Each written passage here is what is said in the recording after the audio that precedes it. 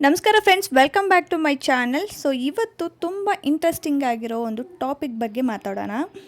ಏನಪ್ಪ ಅಂದರೆ, ಇವಾಗೆಲ್ಲ ಕಡೆನೂ ನೀವು ನೋಡ್ತಾ ಇರ್ಬೋದು, ಇನ್ಸ್ಟಾಗ್ರಾಮ್ ಆಗಿರ್ಬೋದು, ಫೇಸ್ಬುಕ್ ಆಗಿರ್ಬೋದು, ಯೂಟ್ಯೂಬಲ್ಲಾಗಿರ್ಬೋದು, ಸಾರಿ ಬಿಸ್ನೆಸ್ಸು ಫುಲ್ ಹೈಲೈಟ್ ಆಗಿದೆ, ಟ್ರೆಂಡಿಂಗಲ್ಲಿದೆ. ಆ್ಯಂಡ್ ಎಲ್ಲರೂ ಕೂಡ ಸಾರಿ ಬಿಸ್ನೆಸ್ನ ಸ್ಟಾರ್ಟ್ ಕೂಡ ಮಾಡಿದ್ದಾರೆ. ಸೊ ಇಷ್ಟು ದಿನ ಆಫ್ಲೈನಲ್ಲಾಯಿತು, ಇನ್ಸ್ಟಾಗ್ರಾಮಲ್ಲಾಯಿತು, ಇವಾಗ ಮೀಶೋದಲ್ಲಿ ಕೂಡ ಸಾರಿನ ಸೆಲ್ ಮಾಡ್ತಾಯಿದ್ದಾರೆ. ಸೊ ಸಾಕಷ್ಟು ಜನ ಮೀಶೋದಲ್ಲಿ ಸೆಲ್ ಮಾಡ್ತಾಯಿದ್ದಾರೆ. ಆ್ಯಂಡ್ ಹೋಗ್ತಾ ಇದೆಯೋ ಕೂಡ, ಅಂದರೆ ಮೀಶೋದಲ್ಲಿ ಸೆಲ್ನೂ ಜಾಸ್ತಿ ಆಗ್ತಾಯಿದೆ, ಪ್ರಾಫಿಟು ಜಾಸ್ತಿ ಆಗ್ತಾಯಿದೆ. ನನಗೆ ಹೇಗೆ ಗೊತ್ತು ಅಂದರೆ, ನಾನು ಈ ಹಿಂದೆ ಒಂದು ವೀಡಿಯೋ ಮಾಡಿದ್ದೆ. ಸೊ ಅದರಲ್ಲಿ ಸಾಕಷ್ಟು ಜನ ಅದರಲ್ಲಿ ಸೇಲ್ ಆಗ್ತಾಯಿದೆ, ಸೊ ಆರ್ಡರ್ಸ್ ಬರ್ತಾ ಇದೆ. ಆ್ಯಂಡ್ ನಾನು ಕೊಟ್ಟಿರೋ ಒಂದು ಬಾರ್ಕೋಡೆಡ್ ಕವರ್ಸ್ ಲಿಂಕ್ ಮುಖಾಂತರ ಪರ್ಚೇಸ್ ಮಾಡ್ತಾ ಇದ್ದಾರೆ. ಅದರಲ್ಲೇ ಗೊತ್ತಾಗ್ತಾ ಇದೆ ಅವ್ರಿಗೆ ಎಷ್ಟು ಪ್ರಾಫಿಟ್ ಆಗ್ತಾಯಿದೆ ಆ್ಯಂಡ್ ಎಷ್ಟು ಆರ್ಡರ್ಸ್ ಬರ್ತಾ ಇದೆ ಅಂತ ಹೇಳ್ಬಿಟ್ಟು. ನಿಜವಾಗ್ಲೂ ನನಗೂ ಫಸ್ಟ್ ನಂಬಕ್ಕಾಗ್ತಾ ಇರಲಿಲ್ಲ ಮೀಶೋದಲ್ಲಿ ಏನು ಆರ್ಡರ್ಸ್ ಬರುತ್ತೆ ಅಂತ ಹೇಳ್ಬಿಟ್ಟು. ಬಟ್ ಅವರು ಬಾರ್ಕೋಡೆಡ್ ಪರ್ಚೇಸ್ ಮಾಡಿರೋ ಒಂದು ಏನಂತಾರೆ ಸಂಖ್ಯೆ ನೋಡಿದ್ರೇ ನಿಜವಾಗ್ಲೂ ಪರ್ಚೇಸ್ ಮಾಡ್ತಾ ಇದ್ದಾರೆ ಅಂತ ಅನಿಸುತ್ತೆ. ಸೊ ಹಾಗಾಗಿ ಖಂಡಿತವಾಗ್ಲೂ ಮೀಶೋದಲ್ಲಿ ಕೂಡ ಸೆಲ್ ಮಾಡ್ತಾ ಇದ್ದಾರೆ. ಸೊ ಇವತ್ತು ಯಾವ ಟಾಪಿಕ್ಕು ಅಂದರೆ, ಆನ್ಲೈನ್ ಸಾರಿ ಬಿಸ್ನೆಸ್ ಬೆಟರಾ, ಅಂದರೆ ಮನೆಯಲ್ಲಿ ಮಾಡೋದು ಬೆಟರಾ ಅಥವಾ ಆನ್ಲೈನಲ್ಲಿ ಮುಖಾಂತರ ಇನ್ಸ್ಟಾಗ್ರಾಮ್ ಆಗಿರ್ಬೋದು, ಫೇಸ್ಬುಕ್ ಆಗಿರ್ಬೋದು, ಅಥವಾ ಮೀಶೋ ವೆಬ್ಸೈಟು, ಅಮೆಝಾನ್ ವೆಬ್ಸೈಟು, ಈ ಥರ ಆನ್ಲೈನ್ ಮುಖಾಂತರ ಮಾಡೋದು ಬೆಟರಾ, ಯಾವುದರಲ್ಲಿ ಪ್ರಾಫಿಟ್ ಜಾಸ್ತಿ ಆಗುತ್ತೆ, ಯಾವುದರಲ್ಲಿ ಲಾಸ್ ಆಗುತ್ತೆ, ಆ್ಯಂಡ್ ಏನೆಲ್ಲ ಇದರಲ್ಲಿ ಅಪ್ ಆ್ಯಂಡ್ ಡೌನ್ಸ್ ಬರುತ್ತೆ. ಸೊ ಪ್ರತಿಯೊಂದನ್ನು ಈ ಒಂದು ವಿಡಿಯೋದಲ್ಲಿ ತಿಳಿಸ್ಕೊಡ್ತೀನಿ. ಸೊ ಇಷ್ಟ ಆದರೆ ಪ್ಲೀಸ್ ಒಂದು ಲೈಕ್ ಮಾಡಿ, ಚಾನಲ್ನ ಸಬ್ಸ್ಕ್ರೈಬ್ ಮಾಡ್ಕೊಳ್ಳಿ. ಹಾಗೆ ಈ ಹಿಂದೆ ಸಾಕಷ್ಟು ವೀಡಿಯೋಸ್ ಹಾಕಿದ್ದೀನಿ ಮೀಶೋ ಆ್ಯಪಲ್ಲಿ ಯಾವ ಥರ ಸಾರಿನ ಸೆಲ್ ಮಾಡೋದು, ಆ್ಯಂಡ್ ರಿಟರ್ನ್ ಅಮೌಂಟ್ನ ಯಾವ ಥರ ನಾವು ಪಡ್ಕೊಳ್ಳೋದು, ಪ್ರಾಡಕ್ಟ್ ಏನಾದರೂ ರಿಟರ್ನ್ ಬಂದರೆ ಸೊ ಏನು ಮಾಡಿ ಅಮೌಂಟ್ ನಮಗೆ ವಾಪಸ್ ಬರುತ್ತೆ. ಸೊ ಪ್ರತಿಯೊಂದನ್ನು ಹಾಕಿದ್ದೀನಿ ಡೀಟೇಲಾಗಿ. ಇನ್ ಕೇಸ್ ಇಂಟ್ರೆಸ್ಟ್ ಇದ್ದರೆ ಹೋಗಿ ಚೆಕ್ ಮಾಡಿ, ಓಕೆನಾ. ಸೊ ಮೊದಲು ನೋಡೋಣ ಆಫ್ಲೈನ್ ಸಾರಿ ಬಿಸ್ನೆಸ್, ಓಕೆನಾ. ಸೊ ಆಫ್ಲೈನ್ ಅಂದರೆ ಇವಾಗ ಮನೆಯಲ್ಲಿ ನೀವೇನಾದರೂ ಸೆಲ್ ಮಾಡಿದರೆ ಸಾಕಷ್ಟು ಜನಕ್ಕೆ ಗೊತ್ತಾಗೋದಿಲ್ಲ. ಹಾಗಾಗ್ಬಿಟ್ಟು ಒಂದು ಶಾಪ್ ಓಪನ್ ಮಾಡಿ, ಸೊ ಆ ಒಂದು ಶಾಪ್ಗೆ ರೆಂಟ್ ಕಟ್ಟಬೇಕಾಗುತ್ತೆ, ಆ್ಯಂಡ್ ಕರೆಂಟ್ ಬಿಲ್ ಕಟ್ಟಬೇಕಾಗುತ್ತೆ.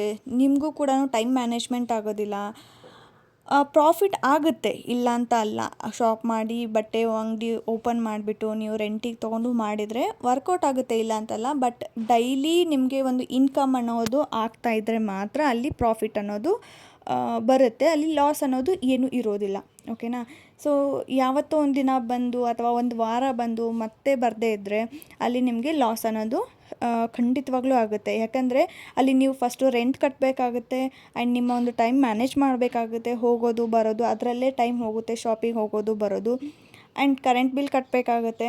ಸೊ ಇದೆಲ್ಲನೂ ಕಟ್ಟಬೇಕಾಗುತ್ತೆ. ಆಮೇಲೆ ನೀವೇನಾದರೂ ಕೈಯಲ್ಲಿ ಏನಾದರೂ ಕೆಲಸ ಮಾಡೋಕ್ಕೆ ಯಾರಿಗಾದರೂ ತೊಗೊಂಡ್ರೆ ಅವ್ರಿಗೂ ಕೂಡ ಸ್ಯಾಲ್ರಿ ಅಂತ ಕೊಡಬೇಕಾಗುತ್ತೆ. ಸೊ ಸಾಕಷ್ಟು ಜನಕ್ಕೆ ಈ ಒಂದು ಏನು ಶಾಪ್ ಓಪನ್ ಮಾಡ್ತೀರಲ್ವ, ಈ ಒಂದು ಪ್ರಾಬ್ಲಮ್ಸು ಆಗುತ್ತೆ. ಹಾಗಾಗಿ ನಿಮಗೆ ಒಂದು ದೊಡ್ಡ ಮಟ್ಟದಲ್ಲಿ ಮಾಡಬೇಕು ಅಂದರೆ ಅದ್ರ ತಕ್ಕ ಹಾಗೆ ಆ ಒಂದು ಪ್ಲೇಸು ಇರಬೇಕು. ಸೊ ಮಾರ್ಕೆಟಿಂಗ್ ಆಗೋ ಒಂದು ಪ್ಲೇಸ್ ಇರಬೇಕು, ನಿಮ್ಮೊಂದು ಸಾರಿ ಕ್ವಾಲಿಟಿ ಚೆನ್ನಾಗಿರಬೇಕು, ಎಲ್ಲೂ ಅಕ್ಕಪಕ್ಕ ಎಲ್ಲೂ ಸಿಗದೇ ಇರೋ ಥರ ಒಂದು ನ್ಯೂ ಟಾಪ್ ಡಿಸೈನ್ ಆಗಿರ್ಬೋದು, ವೆರೈಟಿ ಆಗಿ ಟ್ರೆಂಡಿಂಗ್ ಆಗಿ ನೀವು ಸ್ಯಾರೀಸ್ನ ಅಥವಾ ಡ್ರೆಸ್ಸಸ್ನ ಇಡಬೇಕಾಗುತ್ತೆ. ಆವಾಗ ಮಾತ್ರ ನಿಮ್ಮ ಒಂದು ಶಾಪ್ ಏನಾಗುತ್ತೆ, ಹೈಲೈಟ್ ಆಗುತ್ತೆ, ಜನ ಬರ್ತಾರೆ, ಆವಾಗ ಪ್ರಾಫಿಟ್ ಆಗುತ್ತೆ. ಇನ್ ಕೇಸ್ ನೀವು ಶಾಪ್ ಓಪನ್ ಮಾಡಿ ಬಟ್ ಕ್ವಾಲಿಟಿನೂ ಅಷ್ಟು ಚೆನ್ನಾಗಿಲ್ಲ, ಆ್ಯಂಡ್ ನೀವು ಏನೇ ಮಾಡಿದರೂ ಆಫ್ಲೈನಲ್ಲಿ ಮಾಡಿದರೆ ನೀವು ಸಾಕಷ್ಟು ಇನ್ವೆಸ್ಟ್ಮೆಂಟ್ ಮಾಡಬೇಕಾಗುತ್ತೆ. ಮೊದಲನೇ ಸಾರಿನೇ ನೀವು ಇನ್ವೆಸ್ಟ್ಮೆಂಟಲ್ಲಿ ಜಾಸ್ತಿ ಮಾಡಬೇಕಾಗುತ್ತೆ. ಶಾಪ್ ಡೆಕೋರೇಷನ್ ಆಯಿತು, ಆ ಒಂದು ಫರ್ನಿಷಿಂಗ್ ಆಯಿತು, ಅಥವಾ ಸ್ಟಾರ್ಟಿಂಗಲ್ಲೇ ಇನ್ನೂ ಪಬ್ಲಿಸಿಟಿ ಆಗೋವರೆಗೂ ಯಾವುದೂ ಪ್ರಾಫಿಟ್ ಅಂತೂ ಆಗೋದಿಲ್ಲ. ನಿಮ್ಮೊಂದು ಶಾಪು ಟ್ರಸ್ಟೆಡ್ ಆಗಿ ಮಾರ್ಕೆಟಿಂಗ್ಗೆ ಪರಿಚಯ ಆಗಬೇಕು ಅಂದರೆ ಒಂದು ಸ್ವಲ್ಪ ಟೈಮ್ ಹಿಡಿಯುತ್ತೆ. ಸೊ ಹಾಗಾಗಿ ಅಲ್ಲಿವರೆಗೂ ನಿಮಗೆ ಇವಾಗ ನೀವು ನೋಡ್ತಾ ಇರ್ಬೋದು ಸಾರಿ ಕಾಂಪಿಟೇಷನ್ ಎಷ್ಟಿದೆ ಅಂತ ಬಿಟ್ಟು, ಒಂದು ವಾರದಲ್ಲೇ ಒಂದು 10 ಟ್ರೆಂಡಿಂಗ್ ಬಂದಿರುತ್ತೆ. ಸೊ ಆವಾಗ ನೀವು ಹಳೆ ಟ್ರೆಂಡಿಂಗ್ಗೆ ಇಟ್ಕೊಂಡು ಕೂತ್ರೆ ಆ ಒಂದು ವಾರದಲ್ಲಿ ಸಾಕಷ್ಟು ಜನ ಬೇರೆ ಬೇರೆ ಥರ ನೋಡ್ತಾ ಇರ್ತಾರೆ ಸ್ಯಾರೀಸು. ಆ ಸ್ಯಾರೀಸನ್ನು ನೋಡಿ ಯಾರೂ ಪರ್ಚೇಸ್ ಮಾಡೋದಿಲ್ಲ, ಹಾಗಾಗುತ್ತೆ. ಸೊ ಹಾಗಾಗಿ ಆಫ್ಲೈನ್ಗಿಂತ ನನಗೆ ಕೇಳೋ ಮಟ್ಟಿಗೆ ಆನ್ಲೈನು ಬೆಸ್ಟ್ ಅಂದರೆ ಬೆಸ್ಟ್ ಅಂತ ಹೇಳ್ತೀನಿ. ಬಟ್ ಇಲ್ಲಿ ಆನ್ಲೈನಲ್ಲಿ ಕೂಡ ಅಡ್ವಾಂಟೇಜಸ್ ಇರುತ್ತೆ. ಸೊ ಅದು ಏನೇನು ಅಂತ ಹೇಳ್ಬಿಟ್ಟು ಈ ಒಂದು ವಿಡಿಯೋದಲ್ಲಿ ತಿಳಿಸ್ಕೊಡ್ತೀನಿ. ಸೊ ಅದನ್ನು ನೋಡ್ಕೊಳ್ಳಿ. ಬೆಸ್ಟ್ ಅಂದರೆ ನೀವು ಮನೆಯಲ್ಲಿನೂ ಮಾಡಿ, ಆ್ಯಂಡ್ ಆನ್ಲೈನಲ್ಲಿನೂ ಮಾಡಿ, ಅದು ಬೆಸ್ಟ್ ಅಂತ ಹೇಳ್ತೀನಿ. ಅದಕ್ಕೋಸ್ಕರನೇ ಅಂತ ಬಿಟ್ಟು ಒಂದು ಶಾಪ್ ರೆಂಟಿಗೆ ತೊಗೊಂಡು ಅಥವಾ ಓನಾಗಿ ಓಪನ್ ಮಾಡಿಕೊಂಡು ಇದೆಲ್ಲ ರಿಸ್ಕಿ ಕೆಲಸ. ಆ್ಯಂಡ್ ಅದು ಅದರಲ್ಲಿ ಅಷ್ಟೇ ಬಂದರೆ ಪ್ರಾಫಿಟ್ಟು ಆಗುತ್ತೆ, ಅಷ್ಟೇ ಲಾಸ್ ಕೂಡ ಇರುತ್ತೆ. ಸೊ ಹಾಗಾಗಿ ಬೆಸ್ಟ್ ಅಂದರೆ ನೀವು ಮನೆಯಲ್ಲೇ ಸ್ಟಾರ್ಟ್ ಮಾಡಿ, ಆಮೇಲೆ ಆನ್ಲೈನಲ್ಲಿ ಕೂಡ ನೀವು ಮಾಡ್ಬೋದು. ಸೊ ಇವಾಗ ಆಫ್ಲೈನಲ್ಲಿ ಮಾಡಿದರೆ ನಿಮ್ಗೆ ಹೆಂಗಾಗುತ್ತೆ, ಒಂದು ಜಾಸ್ತಿ ಇನ್ವೆಸ್ಟ್ ಮಾಡಿ ಸ್ಯಾರೀಸ್ನ ನೀವು ತರಲೇಬೇಕಾಗುತ್ತೆ. ಬಟ್ ಆನ್ಲೈನಲ್ಲಿ ಆ ಥರ ಅಲ್ಲ. ಆನ್ಲೈನಲ್ಲಿ ಮಾಡೋವಾಗ ನಿಮಗೆ ಒಂದು 4-5 ವೆರೈಟಿಯಾಗಿ ಸ್ಯಾರೀಸ್ ತಂದು ನೀವು ಮೀಶೋದಲ್ಲಿ ಒಂದು ಫೋಟೋ ತೆಗೆದುಬಿಟ್ಟು ಅಪ್ಲೋಡ್ ಮಾಡಿದರೆ, ಅಲ್ಲಿ ಆರ್ಡರ್ ಬಂತು ಅಂದರೆ ನೀವು ಅದನ್ನು ಆರ್ಡರ್ ಡೆಲಿವರಿ ಮಾಡಿ, ಅದಾದಮೇಲೆ ಅಮೌಂಟ್ ಬಂದಮೇಲೆ ಮತ್ತೆ ಅದೇ ಅಮೌಂಟಿಂದ ನೀವು ಸ್ಯಾರೀಸ್ನ ತಂದು ಮತ್ತೆ ಸೇಲ್ ಮಾಡ್ಬೋದು. ನೀವು ಏನಿಲ್ಲ, ಒಂದು 5-6 ವೆರೈಟೀಸ್ ಸ್ಯಾರಿ ತಂದರೂ ಕೂಡ ಆನ್ಲೈನಲ್ಲಿ ಆರಾಮ್ಸೆ ಒಂದು ಬಿಸ್ನೆಸ್ನ ಸ್ಟಾರ್ಟ್ ಮಾಡ್ಬೋದು. ಬಟ್ ಆಫ್ಲೈನಲ್ಲಿ ಹಾಗಲ್ಲ. ಆಫ್ಲೈನಲ್ಲಿ ನೀವು ಜಾಸ್ತಿ ಇನ್ವೆಸ್ಟ್ ಮಾಡಬೇಕಾಗತ್ತೆ, ಸ್ಯಾರೀಸ್ನ ತರಬೇಕಾಗತ್ತೆ, ಅಲ್ಲಿ ನೀವು ಜಾಸ್ತಿ ದುಡ್ಡನ್ನ ಹಾಕಬೇಕಾಗತ್ತೆ.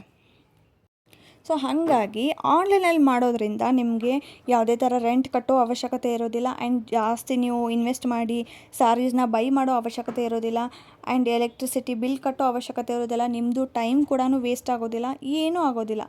ಓಕೆನಾ? ಸೊ ಹಾಗಾಗಿ ಆನ್ಲೈನು ಬೆಸ್ಟ್ ಅಂತ ಹೇಳ್ತೀನಿ. ಸೊ ಇನ್ನು ಆನ್ಲೈನ್ ಮಾಡೋದ್ರಲ್ಲಿ ಏನಾದರೂ ಅಡ್ವಾಂಟೇಜಸ್ ಇದೆಯಾ ಅಂದರೆ ಖಂಡಿತವಾಗ್ಲೂ ಇದೆ, ಬಟ್ ಸ್ವಲ್ಪ ಮಟ್ಟಿಗೆ. ಏನಪ್ಪ ಅಂದರೆ, ನೀವು ಏನಾದರೂ ಆನ್ಲೈನಲ್ಲಿ ಸೇಲ್ ಮಾಡ್ತಾಯಿದ್ರೆ ಅಲ್ಲಿ ಕೆಲವೊಂದು ರಿಟರ್ನ್ ಬರೋ ಚಾನ್ಸಸ್ ಇರುತ್ತೆ, ಕೆಲವೊಂದು ಕ್ಯಾನ್ಸಲ್ ಆಗೋ ಚಾನ್ಸಸ್ ಇರುತ್ತೆ. ಸೊ ಹಾಗಾಗಿ ರಿಟರ್ನ್ ಬಂದರೆ ಓಕೆ, ನಿಮ್ಮ ಪ್ರಾಡಕ್ಟು ನಿಮಗೆ ಸಿಗುತ್ತೆ. ಬಟ್ ಡೆಲಿವರಿ ಅಮೌಂಟು ನೀವು ಕೈಯಿಂದ ಕೊಡಬೇಕಾಗುತ್ತೆ. ಅದ್ರ ಬಗ್ಗೆ ಡೀಟೇಲಾಗಿ ವೀಡಿಯೋ ಇದೆ, ಚೆಕ್ ಮಾಡಿ. ಓಕೆನಾ? ಸೊ ಇನ್ನು ಏನಾದರೂ ಡ್ಯಾಮೇಜ್ ಆಯಿತು ಅಂದರೆ ಅದಕ್ಕೆಲ್ಲ ರಿಟರ್ನ್ ಮಾಡ್ತಾರೆ. ಬಟ್ ಅದು ರೇರ್, ಜಾಸ್ತಿ ರಿಟರ್ನ್ ಬರುತ್ತೆ ಅಂತ ಹೇಳೋಕ್ಕಾಗಲ್ಲ. ಒಂದು 100ರಲ್ಲಿ ಒಂದು 10 ಬರ್ಬೋದು ಅಷ್ಟೇ. ಸೊ ಹಾಗಾಗಿ ಆದಷ್ಟು ರಿಟರ್ನ್ ಬಂದರೂ ಕೂಡ ನಿಮ್ಮ ಪ್ರಾಡಕ್ಟ್ ನಿಮ್ಗೆ ಸಿಗುತ್ತೆ, ಅಲ್ಲೇನು ಲಾಸ್ ಅನ್ನೋದೇನು ಆಗೋದಿಲ್ಲ.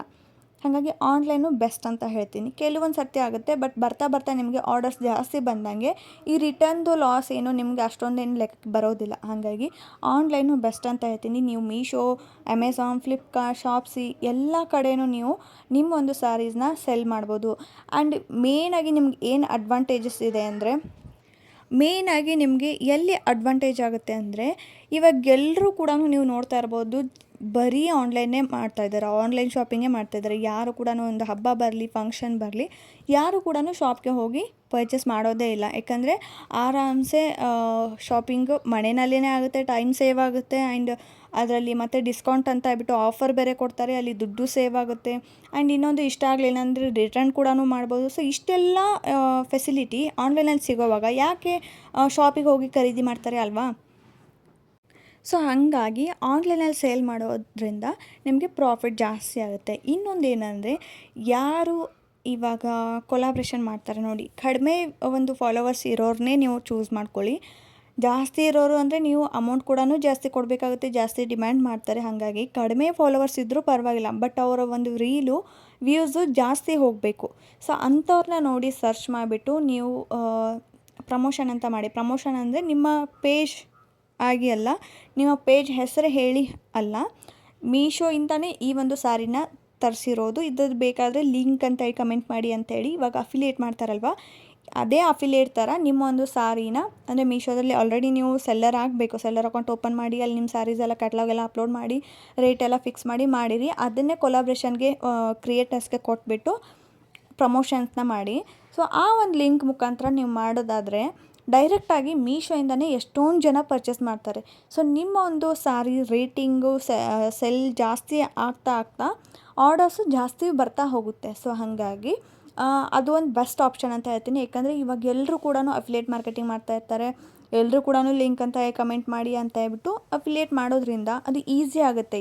ಇವಾಗ ನೋಡಿ, ನಮ್ಮೊಂದು ಇನ್ಸ್ಟಾಗ್ರಾಮ್ ಪೇಜ್ಗೆ ಬಂದು ಅಲ್ಲಿ ನಂಬರ್ ತೊಗೊಂಡ್ಬಿಟ್ಟು ಮೆಸೇಜ್ ಮಾಡಿ ನಿಮ್ಮ ಸ್ಯಾರಿ ಏನೇನು ಕಲೆಕ್ಷನ್ ಇದೆ ನೋಡಿಬಿಟ್ಟು ಅವ್ರಿಗೆ ಯಾವ್ದು ಇಷ್ಟ ಆಗುತ್ತೋ ಅದನ್ನು ಪ್ರೈಸ್ ಕೇಳಿ ಪರ್ಚೇಸ್ ಮಾಡಬೇಕು ಅಂದರೆ ಯಾರೂ ಇದನ್ನು ಮಾಡೋದಿಲ್ಲ. ಯಾಕಂದರೆ ಇವಾಗ ಪ್ರೈಸ್ ಜಾಸ್ತಿ ಇತ್ತು ಅಂದರೆ ಯಾರೂ ತೊಗೊಳ್ಳೋದಿಲ್ಲ. ಹಂಗಾಗಿ ಎಲ್ಲಿ ಪ್ರೈಸ್ ಜಾಸ್ತಿ ಇರುತ್ತೋ ಅಥವಾ ಯಾರು ನಂಬರೆಲ್ಲ ಸೇವ್ ಮಾಡ್ಕೊಂಡು ಡಿ ಎಮ್ ಮಾಡ್ತಾರೆ, ಹೋಗಲಿ ಬಿಡು ಅಂತ ಹೇಳಿ ನೆಗ್ಲೆಕ್ಟ್ ಮಾಡೋರೇ ಜಾಸ್ತಿ ಇರ್ತಾರೆ. ಸೊ ಹಂಗಾಗಿ ಆದಷ್ಟು ಈ ಥರ ಮೀಶೋದಲ್ಲಿ ನೀವು ಕ್ಯಾಟ್ಲಾಗ್ನ ಅಪ್ಲೋಡ್ ಮಾಡಿ ಒಂದು ಅಕೌಂಟ್ ಓಪನ್ ಮಾಡಿಕೊಂಡು ಸ್ಯಾರೀಸ್ನ ಅಲ್ಲಿ ಸೆಲ್ ಮಾಡೋದ್ರಿಂದ ನಿಮಗೆ ಆರ್ಡರ್ಸ್ ಜಾಸ್ತಿ ಬರುತ್ತೆ.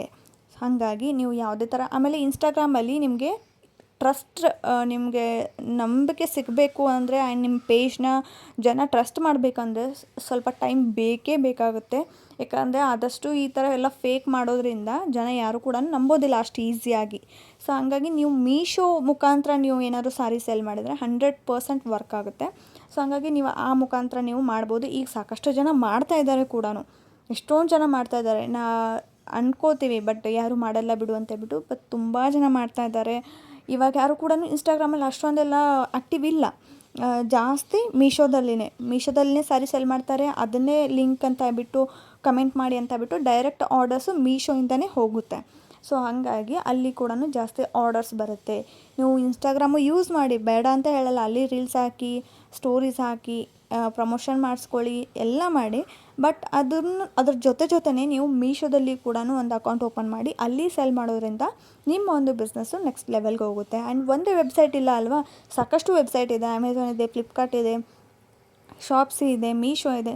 ಸೊ ಸಾಕಷ್ಟು ವೆಬ್ಸೈಟ್ ಇರೋದ್ರಿಂದ ನೀವು ಆರಾಮ್ಸೆ ನೀವು ಪ್ರಾಫಿಟ್ ಅನ್ನೋದನ್ನು ಮಾಡ್ಕೋಬೋದು. ಸೊ ಇನ್ನೊಂದೇನು ಗೊತ್ತಾ, ಇವಾಗ ನೀವು ಒಂದು ಶಾಪ್ ಓಪನ್ ಮಾಡಿದ್ರಿ, ನಿಮ್ಮ ಸುತ್ತಮುತ್ತ ಇರೋರು ಬರ್ಬೋದು ಅಥವಾ ನಿಮ್ಮ ಊರಲ್ಲಿ ಇರೋರು ಬರ್ಬೋದು.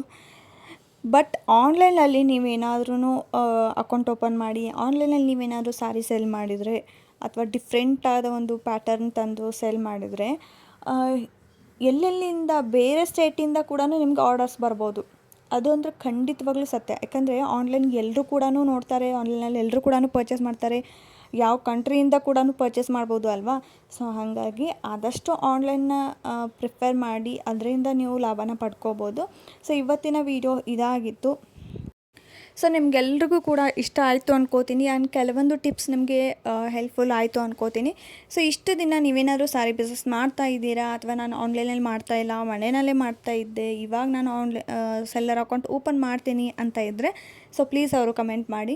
ಸೊ ಇಷ್ಟ ಆದರೆ ಪ್ಲೀಸ್ ಲೈಕ್ ಮಾಡಿ, ಚಾನಲ್ನ ಸಬ್ಸ್ಕ್ರೈಬ್ ಮಾಡ್ಕೊಳ್ಳಿ. ಇನ್ನೂ ಏನಾದರೂ ಡೌಟ್ ಇತ್ತು ಅಂದರೆ ಕಮೆಂಟ್ ಮಾಡಿ. ಆಲ್ಮೋಸ್ಟ್ ಎಲ್ಲ ಮೀಶೋದಲ್ಲಿ ನಾವು ಯಾವ ಥರ ಸೆಲ್ಲರ್ ಅಕೌಂಟ್ನ ಓಪನ್ ಮಾಡೋದು ಆ್ಯಂಡ್ ರಿಟರ್ನ್ ಅಮೌಂಟ್ನ ಯಾವ ಥರ ಕ್ಲೈಮ್ ಮಾಡ್ಕೊಳ್ಳೋದು, ಅಕೌಂಟ್ ಯಾವ ರೀತಿ ಓಪನ್ ಮಾಡೋದು, ಪ್ರತಿಯೊಂದು ವೀಡಿಯೋಸ್ ಇದೆ. ಬಾರ್ಕೋಡೆಡ್ ಕವರ್ಸ್ ಬಗ್ಗೆ ಆಗಿರ್ಬೋದು, ಎಲ್ಲದ್ರ ಬಗ್ಗೆನೂ ವೀಡಿಯೋಸ್ ಹಾಕಿದ್ದೀನಿ, ಹೋಗಿ ಒಂದು ಸರ್ತಿ ಚೆಕ್ ಮಾಡಿ, ಓಕೆನಾ.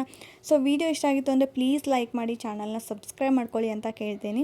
ಇನ್ನೂ ಏನಾದರೂ ಡೌಟ್ ಇತ್ತು ಅಥವಾ ಎದ್ರ ಬಗ್ಗೆನಾದರೂ ವೀಡಿಯೋ ಬೇಕಾಗಿತ್ತು ಅಂದರೆ ಕಮೆಂಟ್ ಮಾಡಿ. ಸೊ ನೆಕ್ಸ್ಟ್ ವೀಡಿಯೋದಲ್ಲಿ ಅದ್ರ ಬಗ್ಗೆ ಡಿಸ್ಕಷನ್ ಮಾಡೋಣ, ಓಕೆನಾ. ಸೊ ಸಿಗ್ತೀನಿ ನೆಕ್ಸ್ಟ್ ವೀಡಿಯೋದಲ್ಲಿ. ಟೇಕ್ ಕೇರ್, ಬಾಯ್.